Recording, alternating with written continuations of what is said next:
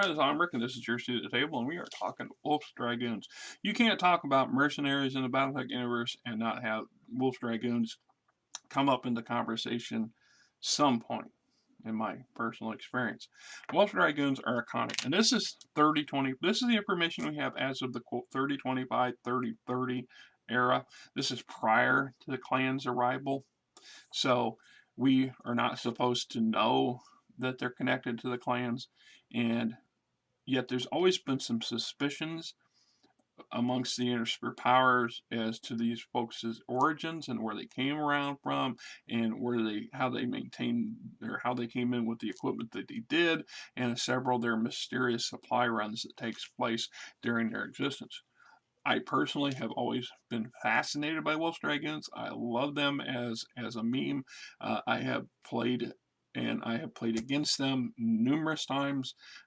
They are such an example of both the wide range and variety of combat units and scenarios available in our particular game, and which you can, as a mercenary command, what you could inspire to become if you can manage to achieve the goals.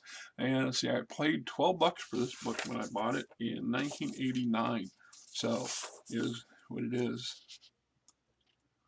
So ever since the mercenary unit as Wolf's Dragoons first appeared in Day Beyond Space in 2005, they've served with every successor house and participated in numerous major military campaigns and other combat actions, both large and small. Now they had come full circle, returning to the service with the Federated Sons, who were their first employer of the Inner Sphere. It was 3023, shortly after Colonel Jamie Wolf suddenly broke with the Lyran Commonwealth, that our Blessed Order commissioned me to work on this definitive in-depth study of the Dragoons. So many mysteries surround the unit: where they originated, the unusual size and organization of the unit, their apparent secret source of spare parts and replacement parts, the unusual mechs and other equipment in their arsenal, and the complete lack of background information on many of their officers and mech warriors. Well, he believed it was in the interest of our own security that as many of these answers as possible can be found in concerning these and other questions. Goes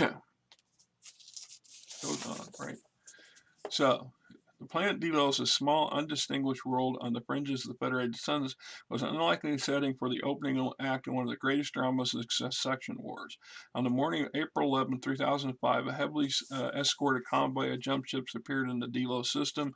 These ships were of a design not seen in nearly two centuries and were fully loaded with combat dropships, overlords, unions, and leopards, even several of the old Lion class. With enough transport for over 5 full battle mech regiments, the convoy created panic amongst the small Davion garrison on Delos. Yeah, I imagine so. It goes here, out of control. Blue City tracking. This is Blue City tracking, priority 1. I have unidentified traffic inbound. Please advise. Delos control. Can you get a profile, Blue City? It might be an unscheduled freighter run. BCT, negative control. I have profiles. I read 6, no 7. 7 jump ships, 2 monoliths, 3 Star-Lords, all fully loaded. Jesus Christ, control. Blue City, I will not tolerate profanity on this channel. Now remain calm. You say 7 jump ships, possibly more. Strong aerospace escort. Christ, control. It looks like an invasion. I don't care what it looks like, Blue City. I repeat, there will be no profanity on this channel. Sorry, Control. Can you get a vector triangulation? We need to know where they're coming from, Blue City. Coming in now. Jesus, there's more of them. Blue City, if I have to warn you again, sorry, Control. I've got a second sighting. Triangulation confirmed. Bogies seem to have originated from outside the inner sphere. Repeat, outside the inner sphere. Delos Control. Jesus Christ. From the Transcapes of Delos Aerospace Control Station, April 11, 2005. Service to House Davion, first assignments, assault on Halaron. I mean, during the contract negotiations, Dragoons showed a firm knowledge of mercenary practices. Although their fee was reasonable, Wolf also requested leasehold on a Davion world for the use as the Dragoons' home base during their period of service. Still cautious but more than impressed, the Prince Ian agreed to Wolf's terms and the contract was signed. Shortly after the Dragoons occupied a small world in New Valsina as the regimental base, Prince began planning on how to use his newly acquired mercenaries. Meanwhile, Wolf had selected the hills north of the capital city of Rightland for the site of his headquarters, which became known as Fort Jamie. Though the citizens of New Valakut were first apprehensive about the Dragoon's presence, mercenaries were unfailing, courteous, and considerate to the rights of local residents. Fascinated, the Valacilians and their Dabion officials watched as brand new dropships and unfamiliar mech designs traveled earnestly from orbit to ground and back into orbit in the process of constructing a compact, prefabricated regimental headquarters complex. Barracks, warehouses, quarters for the Dragoon's sizable civilian contingent quickly sprang up. Within a week of the Dragoon's arrival, Fort Jamie was complete, with the Wolf's Head banner raised proudly alongside the Davion Sunburst. At first, the Davion prince was skeptical. Who are he wondered, are these Dragoons appearing from the periphery with an unknown ship designs and an opera service? He had to be tricked by the Draconis Combine. Yet the prince's interest was piqued, and so he dispatched Duke William Schuyler Davion and a small aerospace force to Delos to investigate Wolf and his Dragoons. When the Duke arrived, Wolf received him with full ceremony and military courtesy. Schuyler Davion was astonished. In an era of lost technology and jury-rigged equipment, it was incredible to find 5 such regiments with their hundreds of gleaming brand new metal mechs, aerospace fighters, experienced mech warriors, and even a massive orbital repair facility. If it was a Krita trick, it was damn convincing. Schuyler Davion returned to Prince Island with word that reports about Roast Dragoons were true, and the unit wanted to work for the Herod Sons. Colonel Jamie Wolfe, the Duke reported, was a handsome, intelligent officer, seemingly far too young to command such a unit. As for information on where the Dragoons had originated, the colonel had politely but firmly refused to answer any questions. And so began the Wolf's Dragoons saga. So, Wolf's Dragoons, raid on stick, attack on New Bellica, professional discourtesy, string of victories, battle of New Argonne, Crown of Sarna, the death of Colonel King, Wolf's Gamble, Blood Price, departure.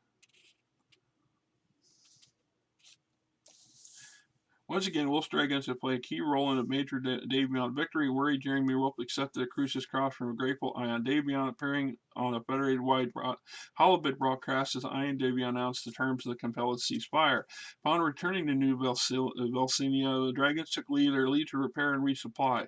Major Cyril Weitz, the senior Delta officer, was promoted to command of the regiment and slowly began to rebuild Delta's shattered morale.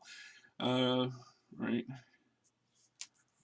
The remainder of 3008 was quiet for the Dragoons, although rumors and speculation regarding Dragoons' history and organization was beginning to run rampant to the Predator's sons. It was during this period that the Star League agents theory began. In essence, the theory postulated Wolf and his Dragoons had been sent by descendants of Alexander Kerensky's vanished legions to recon the inner sphere in preparations for an eventual return and triumph of the former armies of the Star League.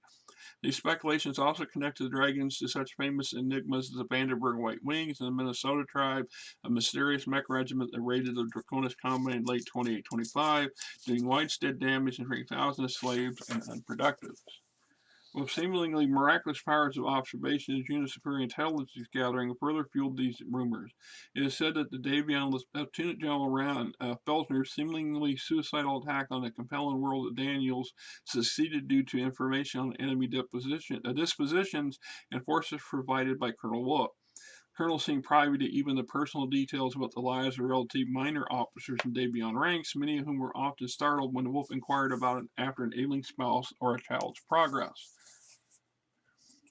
Frustrated by the delays and shortages created by Michael Hasek Davion's schemes in the compelling march, Jamie Wolfe requested time for a full refit for his regiment in early 3009. Prince Ion agreed willingly and asked Wolfe for a list of needed replacement supplies. Prince was dumbfounded, and Wolfe replied that all he wanted was a few months of off-combat duty for his unit. Meanwhile, activity suddenly increased around the Dragoons' new Basilica base. Jumpship sails unfurled while aerospace fighters and dropships shuttled from the surface to orbit. In all appearances, the Dragoons seemed preparing to leave for good. In a reply to frantic queries from Davion officials, Wolf assured them all was well. On January 11, 3009, the Dragoon convoy jumped out system, leaving behind only a skeleton staff to manage their things on New Velsinia. The Dragoon's trajectory was such it would take them completely out of the inner sphere and in the general direction of the Pirates' Haven cluster just beyond the Federated Suns. There had been endless speculation on exactly where and how the Dragoons accomplished their first supply run. As for known facts, Colonel Wolf and Dragoons returned 10 months later from deep space, completely restocked with vast cargo supplies and parts, and equipped with brand new equipment, including several metal mech designs never seen before.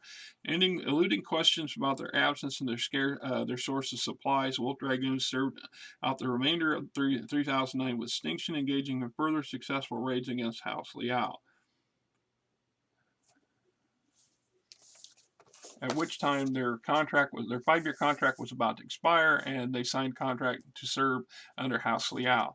Their House Liao contract was one of the the shortest contract because they weren't in the employ of the Liao for very long, relatively speaking. When first they spent a number of engagements against House Merrick, so we got against the Eagle. Gamma stands alone. The Eagle fails. Deadly Enemies, Nest of Vipers, Packled, Anton Merrick. So, about 2 years into their contract, 3 years into their contract with the Confederation, the Chancellor basically concocts this deal with Anton Merrick to help back his bid for taking control of the Federated Suns away, or the Free Worlds League away from his brother Janos, and it begins the Merrick Civil War. And backed by the power and size of Wolf's Dragoons, he's got a particularly good edge at the beginning. But things don't go well. First victories, last gap, the first lady of death. You can't talk battle. If you're going to bring up Wolf's Dragoons, eventually the conversation is going to include Natasha Kerensky, the Black Widow, an iconic, infamous or famous character in every aspect of the world of words, and one of probably the most savvy, and I don't want to say savage, but dedicated mech warriors of her era. And she has a long and storied history, and it's spread across a number of novels and books and source books.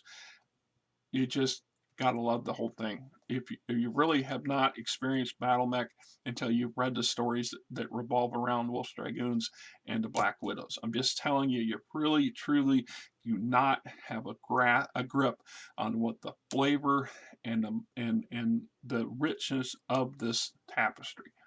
So, Betrayal. Late February of 3015, the rebellion was some 9 months old, beset by enemies on all sides. Anton's mental state was deteriorating. Even the Spectre Wolf's Dragoons could not dampen the ardor of Janos Merrick's loyalists for their hatred of Anton's traitors. It was far greater their fear of daunting opponent. The rebels had been driven back to a huddle amongst a few systems in the area of Ling. As his enemies closed in and fighting grew more desperate every day, Anton summoned Wolf to New Delos. The two men met behind closed doors, but the discussion soon turned into a shouting match for all to hear. Because only the Dragoons had enjoyed any successes, Duke ordered Jamie Wolf to break up the Dragoons into small task forces to be distributed among the remaining forces to bolster them. Wolf replied this was in direct violation of the agreement signed on Terra and flatly refused to comply. He offered his own suggestions for hit-and-run raids to help delay Loyalist forces and to give Anton time to rebuild his forces. Each man began to accuse the other of violating the contract, and the argument ended abruptly when Wolf stormed out of the room. And then Anton did his most foolish and fatal mistake. He captured Jamie Wolf's brother and a number of other dependents of the Wolf's Dragoons as hostages with intentions to use them to blackmail Jamie Wolf into doing his bidding. Does not go well. The Dragoons left New Delos plotting a course for McKenna, remaining behind were Wolf's brother and liaison officer Joshua, along with 27 other staff members and dependents. The remainder of the Dragoon families enjoying comparative safety on Second Chance, guarded by Epsilon Regiment. The maddened Anton did not waste time in arresting Joshua, whom he tried for treason by a drumhead court-martial. He then ordered Joshua, Wolf, and his 27 compatriots shot. As the Dragoon regiments emerged from hyperspace, a terse message was waiting for them, informing them of what had happened and what their expectations were supposed to be. This just really sealed the end for Anton. Wolf's Dragoons basically pivoted, turned around, and went right back to where New Delos, landed on it with both feet, and at the end of the day, Anton died at their hands. Specifically by Captain Kerensky. Merrick did not get far. Confronted by the looming black juggernaut of Captain Kerensky's Warhammer, Anton was buried under tons of rubble and died, along with his rebellion. The next 2 days, the Dragoons destroyed every major building in New Delos, hunting down and wiping out every surviving rebel unit. With the smoke of 1,000 fires rising against the blood-red sky, the Dragoons boarded their dropships and returned to Second Chance, where Epsilon Regiment still guarded the unit's families and other independents. Vengeance was won against Duke Anton Merrick, but to Wolf and his MechWarriors it was an empty victory. Following weeks of Second Chance were spent in preparation to meet an attack by Janos Merrick and that the Dragoons were sure would come. Rebels, however, by now were confused, disoriented, and beginning to scatter. This allowed Janos' army to take up positions the rebels abandoned, along with the remaining front. Within 6 weeks, Anton's rebellion was over. At this point, Janos Merrick does probably one of the most savviest, smartest things he's ever done in his career, and instead of blacklisting the Wolf Dragoons and trying to punish them, he offers them a job. The attack by Janos Merrick against Dragoons never materialized. Instead, Jamie Wolf received a most interesting communication from the Captain General, against whom the Dragoons had just battled so fiercely. Please accept my deepest sympathies on the death of your brother. My feelings at this time are not dissimilar, for although Duke Anton was an outlaw and most certainly mad, he was still my flesh and blood. It was with mixed feelings that I heard the news of his fate. Your actions in Anton's rebellion represented his only real successes. Your Dragons had gained a fearsome reputation among my own forces, a reputation I'm eager to use to promote Free World's cause. I'm therefore offering you and your regiments a 5-year mercenary contract with terms similar to those offered to you by your previous employer, Chancellor Maximilian Leal. Should this interest you, please reply at your convenience. On a personal note, Colonel Wolf, I wish to state that the recent conflict has been both long and painful for all involved. It is my wish that wounds be healed as quickly as possible. Signed, Janos Merrick, Captain General, Free World's League. So, Merrick, so the Civil War comes to an end. Janos Merrick is the victor, and in the process gains Wolf Dragoon services for 5 years, which didn't sit so well with a lot of members of the Free World's military that have been fighting against them, but is the nature of how this stuff flows. But it was also a bit of a prelude to what happens in Korea toward the end of the Korea contract with in the Combine. And it goes to show you that this, history will repeat itself. And in where Janos Merrick was savvy and smart, and in the situation he was in, he was able to bend and adapt to the scenario. Where Takashi Kurita, his honor has been publicly damaged, his personal honor is insulted. He simply can't bend.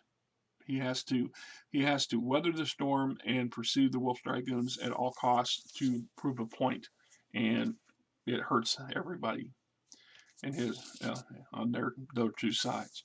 Service to Merrick, hide and seek, raids and counter raids against the Lyran worlds of the Commonwealth. Wolf's Dragoons, raid and counter raid, daring plan, Operation Icebox,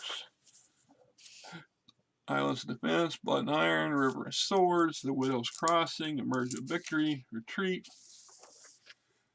Wolf Dragoons then signed contract with House Steiner. Turn the Dragons following the fight they put up on Hesperus, now known. Oh yeah, and they participated in a raid on Hesperus, probably the closest any force has ever come to actually achieving the goals of capturing the Defiance industry facilities in the Mayu Mountains was from Wolf Dragoons, but even the Dragoons couldn't accomplish that scenario. Harrow's Woods, the Battle for Drummy, so service for Steiner, which then puts him against the House Kurita, the Wolf and the Samurai, End of the Dragon. The year of 3022 come to close. Jamie Wolf gave Ark and Katrina Steiner unexpected news the Dragons would enter service Dragona's Combine at the start of the new year. There much speculation of why the Wolf would exercise his escape clause of Dragon's contract when things were going so well for them and the Lyran Commonwealth. Perhaps it was Takashi Kurita offered the Dragons the highest price ever paid to a mercenary contract. House Kurita was infamous for its poor treatment of mercenaries. Wolf had apparently negotiated an agreement that suited him. The year of 3022 had been full of surprise. It was in June that Hans Davion and Katrina Steiner signed a Federated Commonwealth Alliance Agreement, which would ultimately lead to the joining of their two great houses in marriage.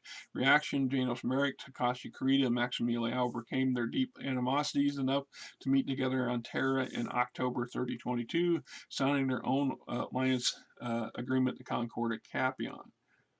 See, that's one of those mysteries that it's never fully explained in any kind of detail that's satisfactory as to why Jamie Wolf decides to cut short the contract with. Traditionally, they'd spent 5 years. Their goal was to spend 5 years in each house. So he cuts short the contract with House Steiner to engage in operations in the Draconis Combine. And I have mixed opinions.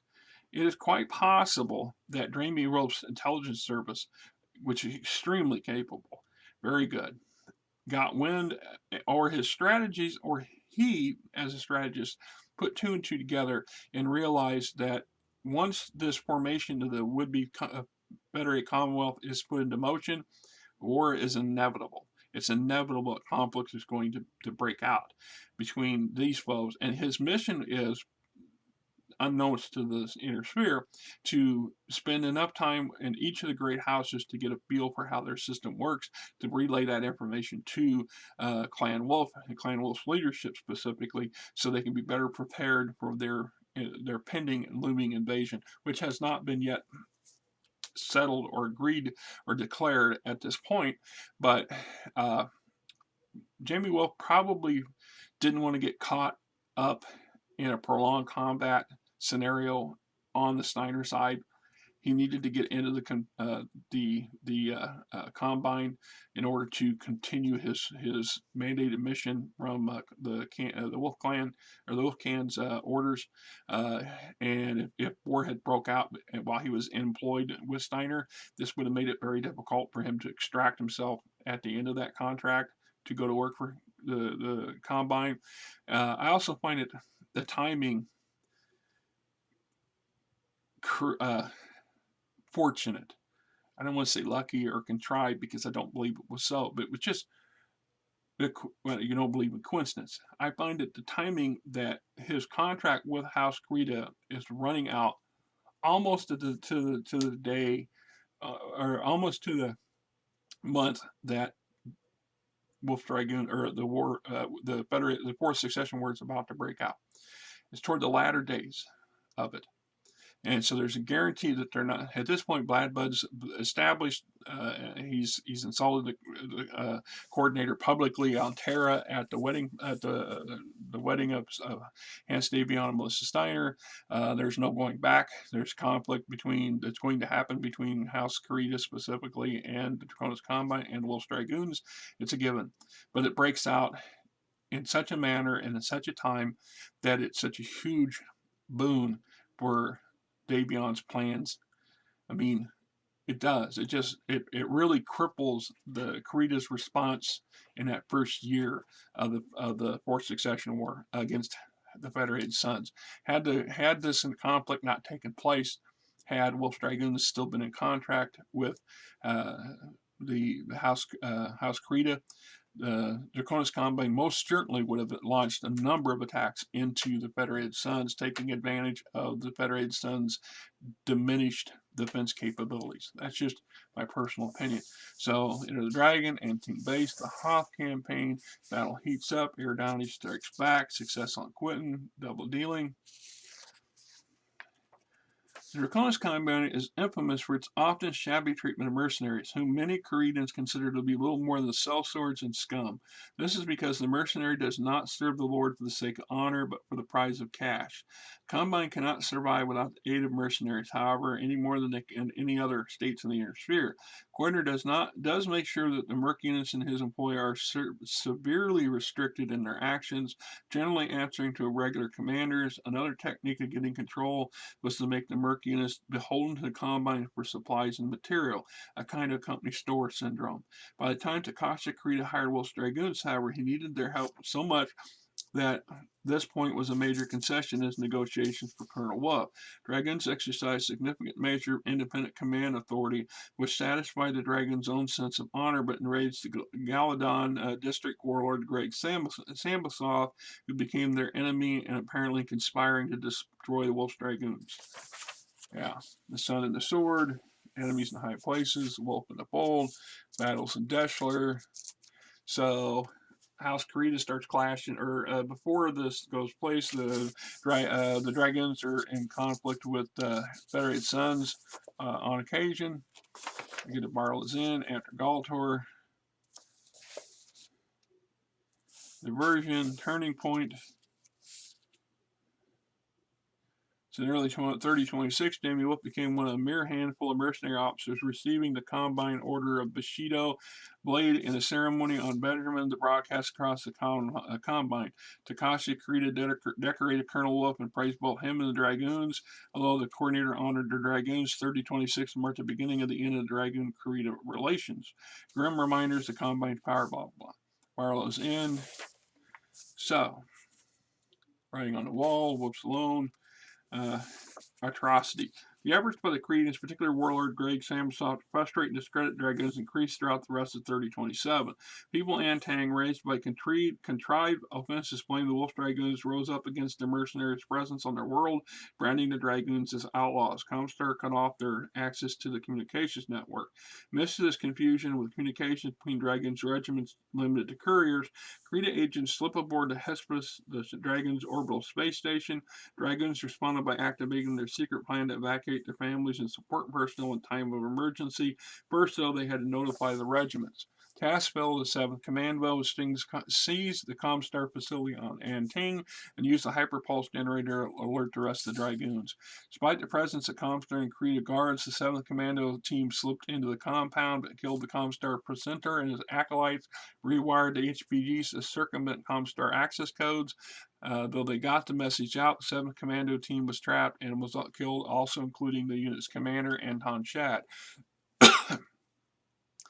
Even then, even as another team from 7th Commando landed in spacesuits on the hull of the Hesperus, the terrorists holding the Dragon's dependents hostages learned of the assault on the Comstar compound. Before the commandos could get inside, the terrorists blew up the space station, killing everyone on board. The Combine then tried to take advantage of the Dragon's surprise and disorganization by sending Ryukin to attack the mercenaries' barracks at Anting. In their rage, however, the elite Dragoons became indomitable and caught the attackers in their own trap. After suffering harrowing losses, including the death of their commander, Jerry Akuma, the Ryukin's regiments withdrew from Anting. To protect the Dragon families from further harm, Colonel Wolf devised a plan to distract House Krita's attention from them, from the departure of Dragon's dependents and support personnel. He instead issued a challenge, knowing that Karita's sense of honor would not allow the coordinator to refuse. As the mercenaries battled their new enemy, their families would be on their way to a secret rendezvous point and then safely to the convoy, safely to the Federated Sons, which was the Dragons to be the Dragons' new employer. To meet the challenge, the Draconis Combine assigned Minero Tetsura, newly appointed Taiso, commander of the Ryukin, etc. So keep in mind that so when this conflict breaks out, the contract with House Karita expires. Wolf's Dragoons, under orders from Jamie Wolf, refrain from any outward, overt, aggressive acts against Karita forces until that contract falters. They have also yet to formally sign a contract with House Davion. It's understood that they are going to go into the employ of House Davion after this is over with, but for the moment, Wolf's Dragoons are independent agents. They are acting in their own interest, on their own regard, and in their own outrage against Karita. When we go back to the Anton Merrick Civil War, and Anton's treachery against Joshua Wolf and some of the dependents, Wolf's Dragoons. At that point, the Dragoons make a pact, a promise themselves that they won't allow this to happen again. They would not allow it to happen again. They would not allow it to go unpunished again. And this fuels the response to the Karita treachery. And Greg Samuelson's forces are supposed to support the Ryukin on this conflict with the Wolf's Dragoons, but conveniently they don't arrive. The reason they don't arrive is because they were sent by the warlord to intercept and destroy the Dragoons' dependents. This operation fails. And though the Ryukin puts up a hell of a fight, they're also defeated. And to acknowledge his failure to serve his lord Takashi's orders, Maribu commits seppuku. It's this very act, because Maribu had been tasked by Takashi to create the Ryukin in the image of the Wolf's Dragoons. If House Kurita could not retain the Wolf's Dragoons, then they wanted to have a clone or a copy of them to utilize it in their own for their own purposes. Maribu becomes really close friends with Jamie Wolf and his family. And so Jamie Wolf takes this personally. And though he pleads for Maribu to not do this, he understands the man's ethics and code of honor, and presides over the ceremony. And I forget the exact term that they use, but instead of a sword, Jamie Wolf uses a pistol to make sure Maribu completes his seppuku without shaming himself or his family. This is a personal strike at Jamie Wolf. This is what probably incites Jamie Wolf to travel to Terra to smuggle Maribu's swords into the Comstar compound. And it's only because the Wolf Dragoons have access to Starlink technology. Specifically, there's this type of bag that's high tech, and it's designed to foil, be invisible to scanners and sensors. So this is how he's able to smuggle these two weapons onto the Terran head, or into the compound, and then deliver them forcibly to the feet of the coordinator in front of the entire House Lords and their entourages of the Federated Sons, to the horror of the Comstar, who had vowed that neutrality would be respected, etc. It's this type of insult and a personal barrage that Jamie Wolf launches against Takashi Kurita in flawless Japanese, questioning Takashi's honor, his intentions, and his disgraceful behavior towards his subordinate, and that locks these two forces into the conflict that's going to break out. So the Wolf goes it alone. Misery, atrocity. Like here, the sense of honor violated. The Kurita MechWarriors rushed forward their machines without restraint. Dragoons turned and fled, knowing Jamie Wolf. Natasha expected a trap, tried to slow the charge of forces. Enraged at what they considered underhanded cowardice on the part of the Dragoons, the Kurita troops were deaf to their commanding officer caution. Yep, the Wolf Dragoons used the Kurita's methodology against them, and it cost them briefly. So, the death of a samurai. Minoru Tetsuro once Taya, the reconnaissance company Gold of the Second Sword of Light Regiment, considered himself a samurai in service to his lord, Takashi Kurita. Follower Bushido, Mirubu served Jamie in service to Lord Takashi Kurita's father Bushido saved Jamie Wolf's life twice, once in Drami 6 in 3021, against on Quentin in 3023. As a result of the Drami incident, Tetsuro was removed from his command and stripped of his panther the following month. It was ironic that 2 years later he would become the liaison officer to the buried Dragoons, although Tetsuro was yet unaware that this was Jamie Wolf's life he had saved. Within hours of making Wolf's acquaintance, Minoru saved Wolf's life a second time.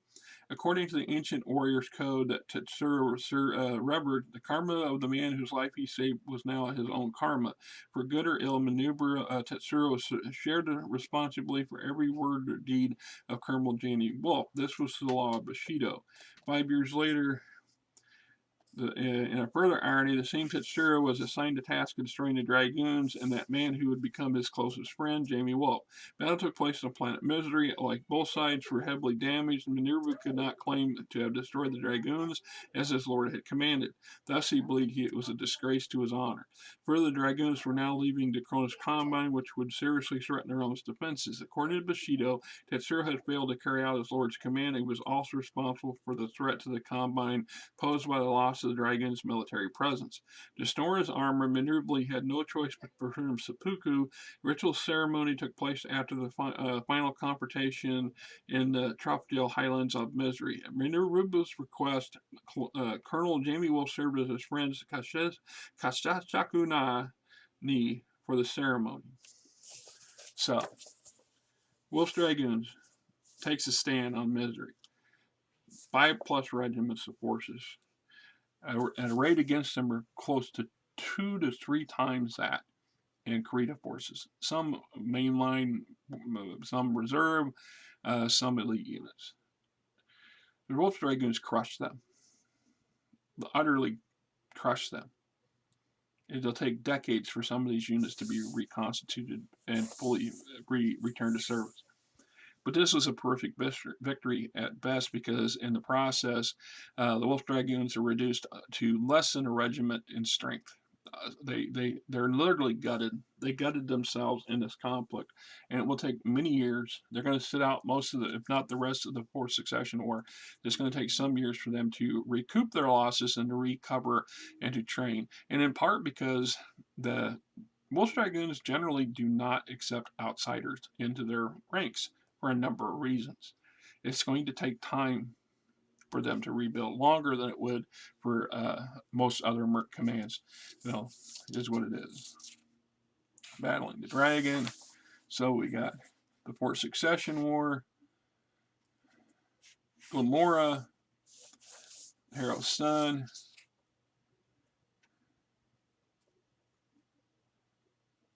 Opekina. I mean, I could go through this. Some of these would all would require videos of their own to do it justice. And I'm not sure I can do it justice. There are people out there who do some damn good videos, and they have much better eloquy than I do. And I think that they would be much better suited to do videos on these subjects, in my opinion. Theories of Dragon Oranges, the Terran Descent Theory, the Universal Collection Theory, the Goddardong Theory, the Separated Twins Theory. There's a bunch of stuff. Colonel Jamie Wolf's personality bios himself personally, and then we get into the breakdown of the units, forces. We got Service to Davion, Service to Leal, Service to Merrick, Service to Steiner, Service to Karita, line regiments. The Wolf's 5 line regiments, the Dragoons, are heart and soul. All are mech units, exception the concept of combined arms to a striking degree. Although each regiment has its own strengths and weaknesses, the basic organization and tactics are similar for all 5. Each regiment is designed to operate independently, but is also effective in combination with other formations. This flexibility allows Wolf to utilize the Dragoons in full-scale invasions, such as on Hesperus II, or in pinpoint surgical strikes, sometimes involving only a single mech company, a particular speciality Natasha Kerensky's Black Widows. Command Company, each regiment provides artillery and mechanized infantry support, often serving as reserve or secondary force. Each regiment, 3 battalions organized along similar lines, with a heavy or assault company, a medium or fire support company, and finally a light company for scouting and mobile support. Jamie Wolf's use of these battalions and their subordinate companies might be considered textbook examples of mech tactics, and an impressive argument for Wolf's combined arms philosophy. Light mechs supported by hover tanks and jump infantry, or even light aerospace lamb lances, move forward in a flexible screen, probing for the enemy concentrations and guarding a battalion's main body from an unexpected enemy thrust. Medium mechs form the battalion's backbone, providing long-range fire support or close-range combat capabilities. Heavy assault mechs are generally kept in reserve until combat begins, at which time they are unleashed with devastating effect. The Lance's designations give them blow based upon the total weight of the individual's mechs, not the predominant mech type. 4 medium mechs can add up to a heavy lance, for instance. The categories are as follows. So total lance, for instance, categories as follow: total weight up to 130 tons, light lance 135 to 20 tons, medium lances, heavy lances are 205 to 220 tons, and more than 280 tons, and more than 280 tons can constitute an assault lance. Non-mech elements play an important role in Dragoon tactics. Light hover tanks provide speed and maneuverability that battle mechs often lack, while heavier armored vehicles provide the firepower needed for a mech advance. Other elements such as aerospace fighters and jump-in mechanized infantry may further enhance the battalion's flexibility. Following are the capable capsule description of various regiments, etc. So we got Alpha Regiment,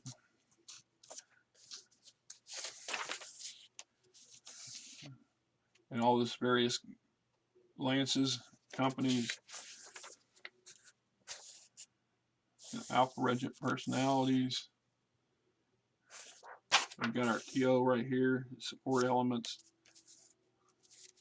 major personalities, secondary personalities, Beta Regiment, unit roster, and stats, Beta Regiment personalities, Wolf Dragoons, Gamma Regiment, and all of its makeup.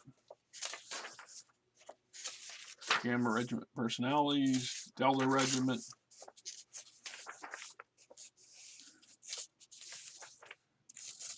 personalities, Epsilon Regiment.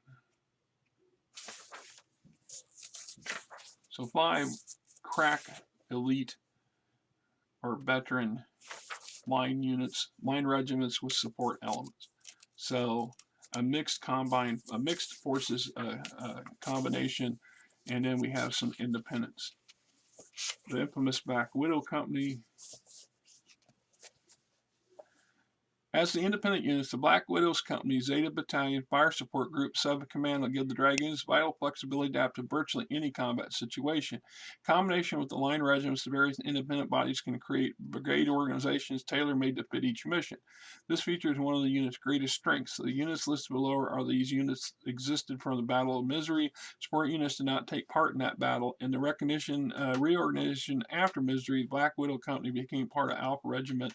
Zeta Battalion went on to Robinson to recover from high losses, re-emerging from the climactic Battle of Crossing. And you hear that clicking noise in the background. It's Frankie trying to get through the door because she doesn't like closed doors.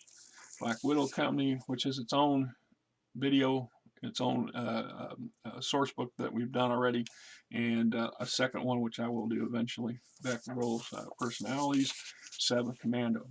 One of the things that gives the Wolf Dragoons such a flexible set of options is 7th Commando, its own personal commando command.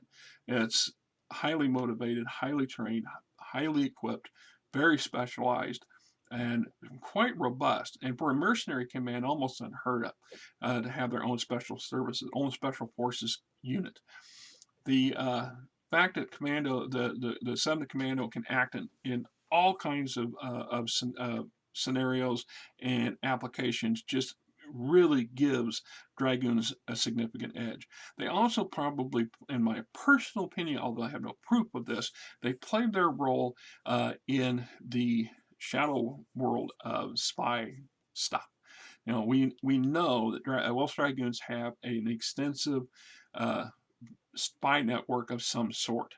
They have exceptional capabilities for intelligence gathering and information. They also have in-house research specialists, people whose jobs are to keep track of regular house units and secondary forces, their constituted makeups, their deployments, situations, that whatever possible, they go as much as their foes as they can and as much as their allies as they can. And I truly believe that 7th Commando plays a bit of a role in that respect, and it can't be understated. Then we have the Fire Support Group. Fire Support Group is not the most glamorous unit in Dragoons, but certainly an important one. With its massed artillery pieces, mechs, and aerospace fighters, the pinpoint targeting and prompt response time from the FSG has meant the difference between victory and defeat for the Dragoons. artillery bombardment on Hop helped Epsilon Regiment make its heroic stand in the Alazzo mines in 3023, and FSG's suppressive fire greatly hampered the St. Ives Armored Cavalry during its raid on Waukegan in 3007. So, once again, when Wolf's contracts out to the houses, his contracts are for the line regiments. He does not include the specialty units, or they're rarely included. So the Black Widows, Fire Support, Zeta Battalion, all these are in-house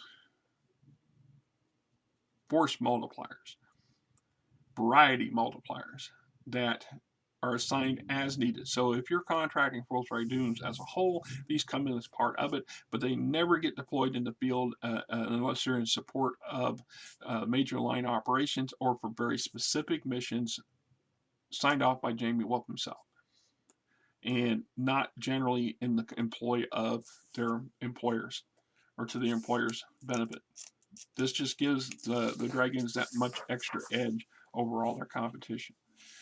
Orbital aerospace operations. This includes most of their aerospace commands as well as their transportation commands. So, you know, they have an entire regiment of aerospace fighters and then some, and they have quite a contingent of jump ships and drop ships, quite a few. So you got orbital air operations group personalities.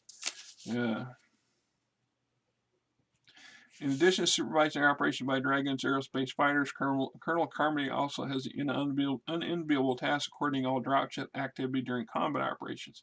Accomplishes tasks on the comm intelligence through his job. There's a tactic that the dropships.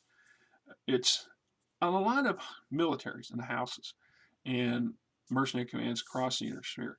Dropships generally serve one primary major role. Their role is to get their cargo to the where they're going, and then that's it. Then they sit there and they either act as a supply depot and repair facility, or maybe headquarters security for that particular command. But for all intents and purposes, they achieved their mission, and that's that. And getting there is half the job or half the battle. The Wolf Dragoons have a number of specialty tactics. One is that their dropship pilots are extremely good at what they do. They're able to bring a fully loaded Union into a hover a few meters, 6 meters off the ground, which allows the mechs to literally leap out and land on the leap out and exit and then take off. And they can have, it's just there's a piece in one of the novels, and I don't remember which novel it is off the top of my head. I think it's Wolves on the Border, and it's an observer, a third-party observer is watching a Dragoon operation come into play to take an airfield, and so first comes in a wave of aerospace fighters. They come in, they take out any static defenses and mobile defenses they can see. This is followed by a second wave of fighters, and then an infantry transport comes barreling in, and jump infantry leap out, and we're talking Napa, they're flying, so they buzz over the field at a speed that allows the infantry to bail out and land on the ground. Within moments after that, they clear the airspace. In comes a series of Leopard transport, mech transports, which disengorge up to a company's worth of mechs, light, fast, jump capable mechs that allow them to literally touch down, and in some cases come to a skidding halt on the tarmac and then deploy, which then means their main body forces are inbound. And so they have this set of tactics that allows the Wolf Dragoons to do some pretty elaborate stuff. That's the story of movies, which makes them a rank above and beyond the average house line unit and mercenary command of the era. I'm just pointing out that this is one of those many things that make Wolf Dragoons such an iconic outfit. Then we got support battalion. Support battalion is just kind of this catch-all because you've got all this mixture. You've got here's their bunch of SRM carriers, LRM carriers, supporting tanks to support that company. We've got assault tanks, assault mechs, assault tanks and infantry, and all this is these generally BTO squadron, another fighter squadron. These generally are deployed individually on a case-by-case basis to the line regiments to augment their combined arms capabilities and to give them some a much wider range of functional options, which also often take the enemy by surprise. It just is an excellent way to operate in a mixed arms combat scenario. This brings us to Zeta Battalion. Zeta Battalion is nothing but assault and heavy mechs. It is the force that the Dragoons use to crack fortifications or to crush or disrupt a major strong point of an enemy or to take the field and utterly crush an opponent. This force is never contracted out. It's delivered specifically to support Wolf Dragoons actions, and it's not used willy-nilly. Zeta Battalion is Jane Wolf's troubleshooter unit, persuader unit used to crack tough enemy positions or by its very presence to convince a stubborn enemy to surrender. Composed exclusively of assault and heavy mechs, Zeta Battalion has had 4 commanders in 21 years, the first 3 who've not been in combat. Yes, Frankie, you're fine. I hear you crying. You're not gonna die if you can't get to the door. So this just gives you a taste as to what this unit's capable of and its purpose, and it's no joke. So we get into some of the mechs and equipment. One of those unspoken heroes or secrets of the Wolf Dragoon's success, and I've mentioned it a few times when I was reading an early part of the book, is that the Wolf Dragoons are very conscious of avoiding being tied down by the house logistics system to avoid being sucked into this company store syndrome. That's not to say that they're not dependent on supplies and materials from the house sources as part of their contract, but because the sheer size of Wolf Dragoons requires them to be. But as much as possible, whenever possible, they prefer to handle their own supply needs. As part of the service that part of their contract it's written into their contract, and every contract it's insisted upon. It's also something that their employers pay them for in part. So one of those things that the Jamie Wolf's people did very early on was basically become involved in this company called Blackwell. It was kind of a third rate munitions, a small arms manufacturer in the Federated Sons when they first arrived. And by the time, 25, 30 years later, Blackwell becomes a true powerhouse of manufacturing of both mechs and mech parts and supplies, as well as all kinds of other subsidiary things such as munitions and coolant and whatever, everything you need to keep a battle mech force operational in the long run. They are partners with Wolf Dragoons.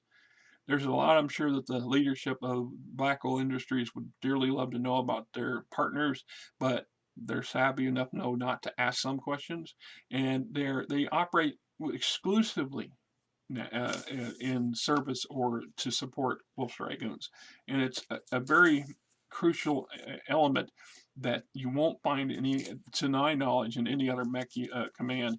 Ironic, it's a lesson I learned. So whenever I was playing mercenary commands, whenever plausible, if I could work it out, I would try to do the same thing. I would try to establish, take a percentage of funds that my unit would make to invest in some outfit like this so I can have my own supply of parts.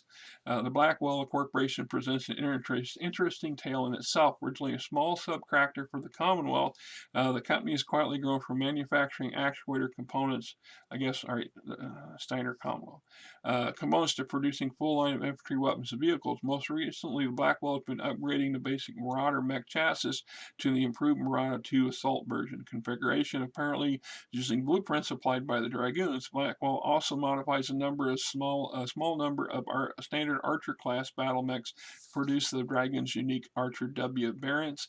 Blackwell has been under contract to Dragoons for nearly 18 years. Close cooperation between the two organizations have provided the Dragoons with a stable industrial supplier and has given Blackwell financial and technical support. Just one of those little details that makes Wolf's Dragoons stand out. The Wolves also field a number of Star League era designs that for a lot of people as of 3025 had disappeared from the intersphere militaries, intersphere battlefields, simply through attrition, a lack of components and parts, or a lack of technical expertise needed to support, supply, and maintain these things and to repair them. So when Dragoons arrive, it's clear to many that somehow they've gotten their hands on a large catch of Star League era weapons, munitions, and machines, specifically battle mechs, and that they're able to field a number of designs that are unique to the Wolves until after the Fourth Succession War and up to the Clan invasion, because we start seeing some of these after the Helm Memory Core and some other things occur that allows a resurgence or renaissance in BattleTech and arms construction and across the intersphere. We start to see some of these being reintroduced. But here's the 100-ton Annihilator. Excuse me. The Falcon, Firefly. There it says here. A lost Star League design, the Falcon was produced in great numbers until in the late 26th century. The last known manufacture of Falcon was at Hesperus during the First Succession War. Ironically, the American raid that destroyed the area of the mech works there included the Falcon, where the Falcon was produced, i.e. the Falcon Wing. It came just as the need for new Falcons were becoming most evident. Falcons that remained in the Intersphere House militaries are almost all extensively repaired, many of them becoming hybrids with arms taken from destroyed Oscouts or weaponry from other mechs designs. Only Wolf Dragoons appear to have access to new undamaged mechs of this type. So we look at the Firefly. The last example of well-armed reconnaissance mech was thought to have been destroyed during the Second Succession War. Rumors that Firefly might survive in isolated parts of periphery persisted for 2 centuries, but no one expected it to appear in large numbers with the Royal Dragoons. Firefly is one of the Dragoon's most important mechs, serving as light lance and compiling an excellent performance record. The Flea.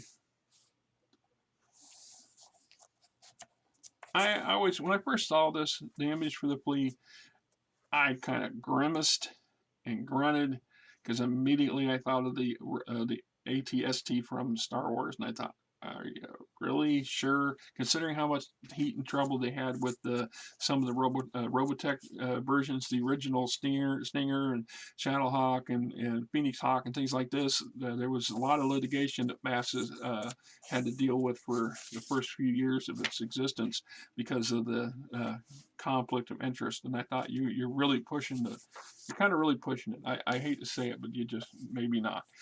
So the Hoplite.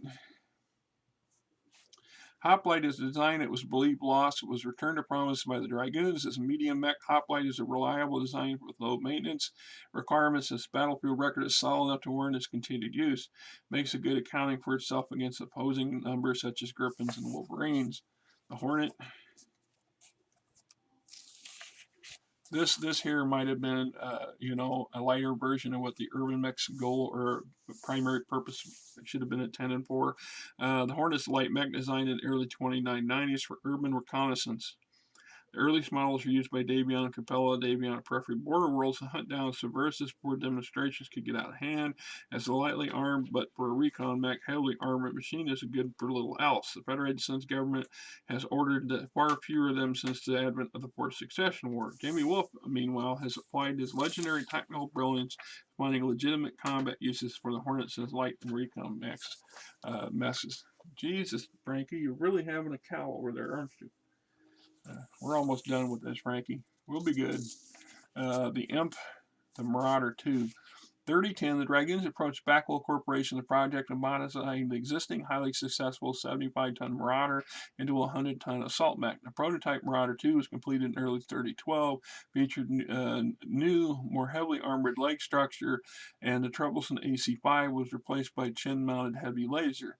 Combining the firepower of the original Marauder with more armor protection and the increased mobility of a jump pack, this model has served the Dragoons well. Blackstone continues to produce Marauder 2 under exclusive contract with the Wolf Dragoons, and to date, no other unit or state has deployed it. The Shogun, the Wolfhound,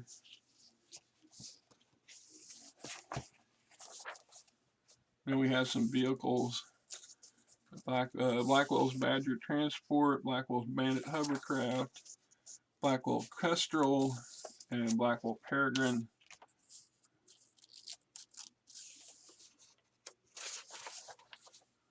The Plainsman Medium Tank, the Zukhanov Heavy Tank,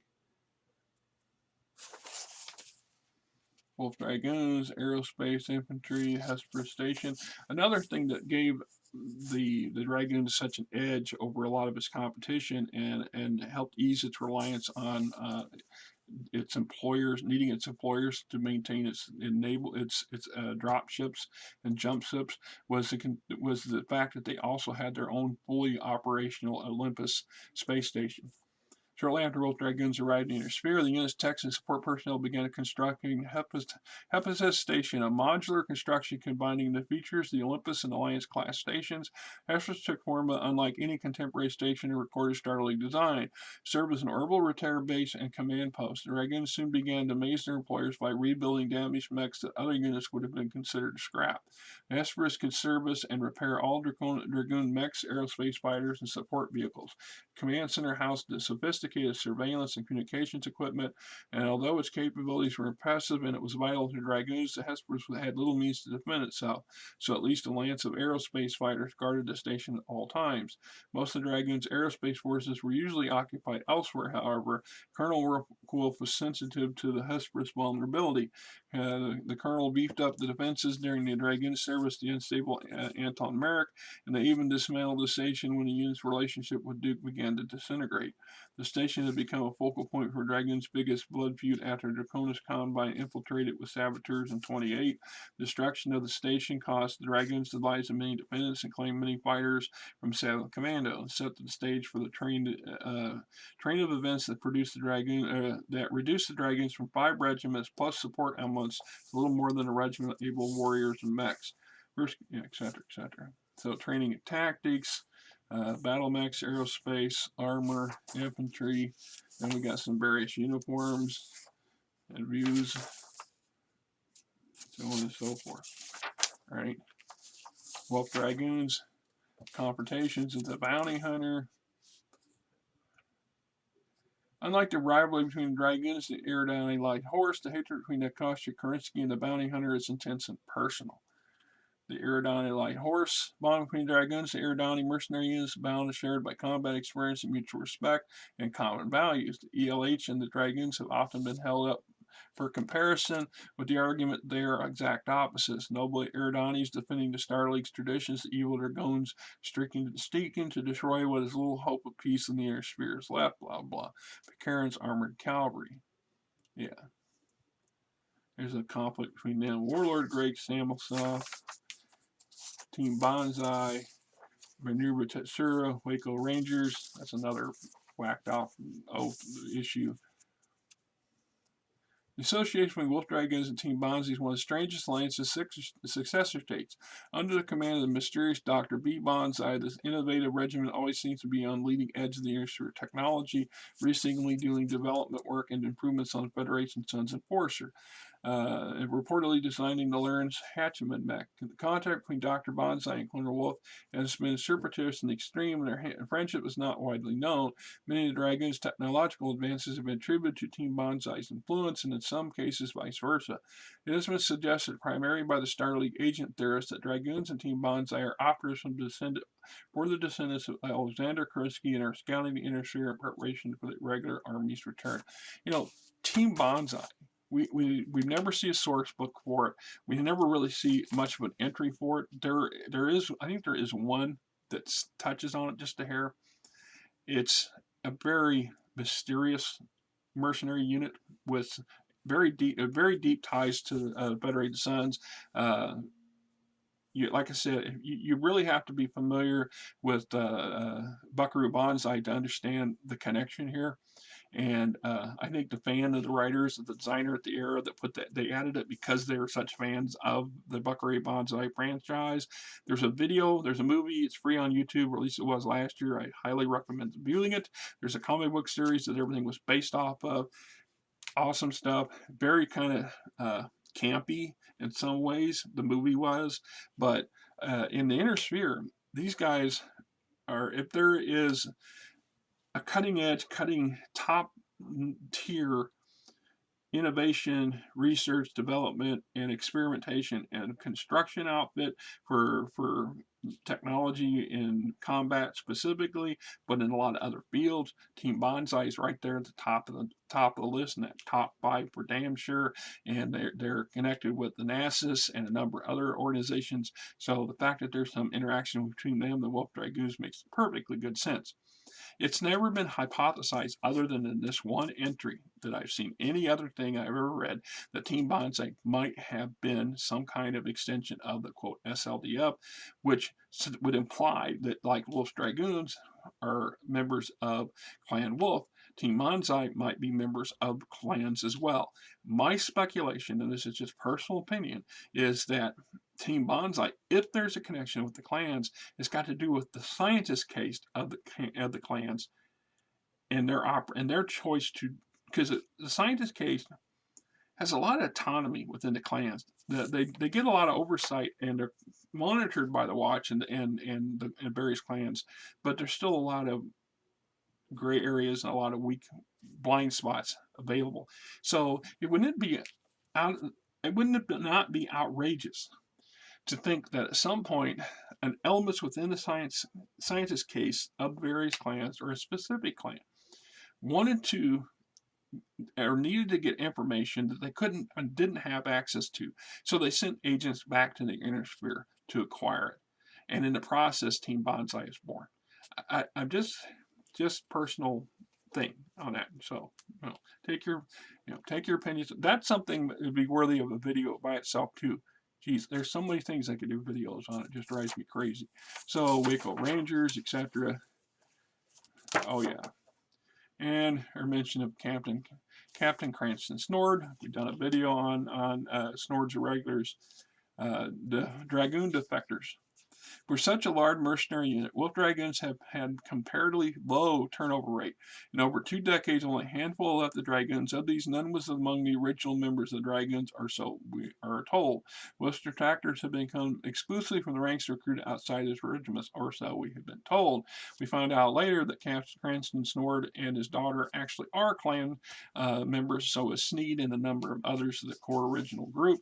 And so that saying that they were from outside is bullshit. Excuse me, but it is BS. I call BS on it. Colonel Greg Carr, joining the Dragoons in 3020.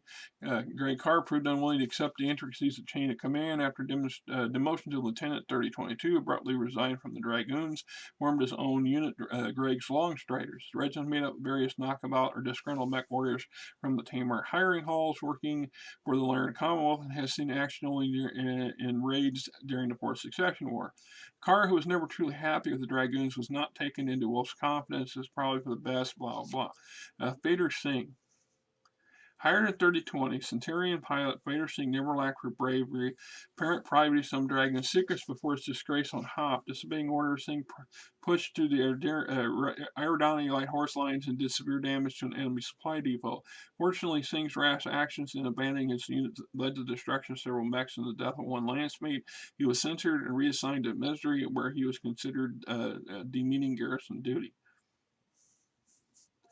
With little choice to remain in the Dragoons and with little opportunity to re-enter Colonel Wolf's good graces, Singh languished in the misery for years, unhappy and feeling wrongly judged. Thus, Singh was ripe for change when warlord Greg Samson approached him with an offer. Singh leaped at the chance to be a Karita officer, eagerly betraying many of the Dragoon's secrets, including the existence of the unit's secret Hagera plan for evacuating its families. Singh became Taisa to Maniro Tetsuro's Ryukin in one of his first contacts. In the Battle of Misery, Singh was captured by Dragoons. When he defiantly confronted Colonel Wolf, Captain Natasha Kerensky killed him summarily. None of the Dragoons showed any regret. So anyway, Wolf's Dragoons. This is MechWarrior Battletech at its best. Just hands down. Till next time, this is Rick, and I hope you guys have a great weekend.